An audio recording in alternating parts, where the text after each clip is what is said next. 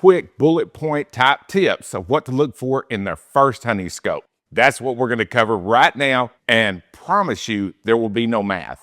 All right, first off is magnification range. If you're getting your very first scope, don't get the most magnification you can get. A great 3 to 9, 4 to 12, 3.5 to 10, a scope in that power range is more than enough for any hunting you're going to do outside of incredibly long range precision in like prairie dogging, or if you live out west and you might be shooting 1,000 yards. If that's the case, go to your local hunting club or shop and talk to some guys there. But for the rest of us humans that are just hunting in the woods for deer, there is nothing that a 3 to 9 won't do.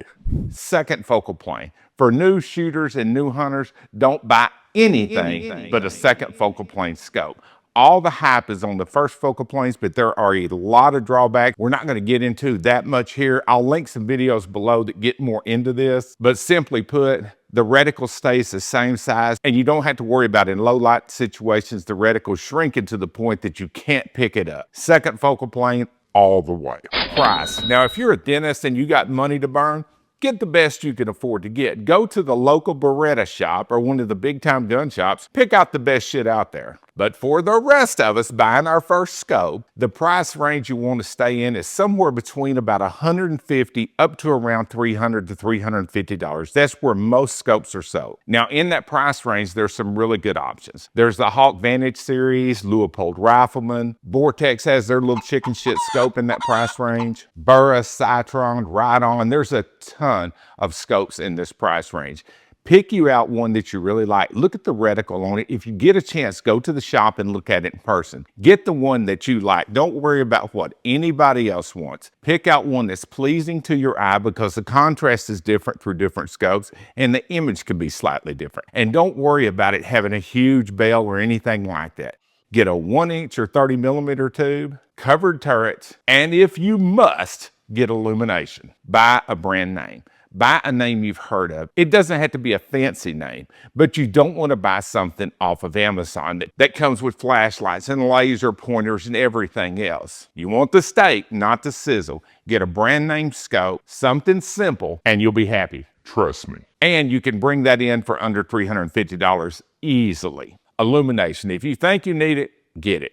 My personal opinion from somebody that tests scopes for a living, it's the most overhyped feature in rifle scopes. But if you hunt in the dark timber, you hunt hogs, bears, something like that, that you feel like you're going to have a problem picking the reticle up, then get illumination. But do yourself a favor, get something like the Leupold Fire Dot that just has one tiny dot right in the center. You don't need the whole thing to light up. You just need an aiming point. The other downside in illumination, if you're like me, kind of a dummy, then you're going to leave it turned on and kill the battery anyway. So that's part of the reason I don't use it. I always leave it turned on. I always end up killing the battery. And I would rather rely on a thicker reticle and better glass than to worry about illumination to be able to see what to aim with.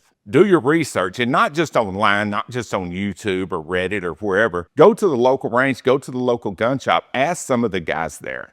Tell them realistically what you're looking to spend, what you're going to use the scope for, and they'll be able to make some really, really good recommendations. Believe me, shooters and hunters are always looking to bring people, I guess you'd say, into the fold. They're going to be happy to deal with you and happy to help any way they can. Now, I've got a lot of other videos, a ton of playlists, and hopefully, if this video will get you started in the right direction, those videos fill in the blanks. I go into a lot of detail about second focal plane, MIL versus MOA, the different reticles that are out there, and a ton of other stuff. I've got over 400 scope videos, and a lot of them are tutorials. But this one, guys have just been asking me for over and over for first-time scope buyers, just to have the stuff right off the top. What do I need to look for before I even get started? And I hope like hell this helps some guys.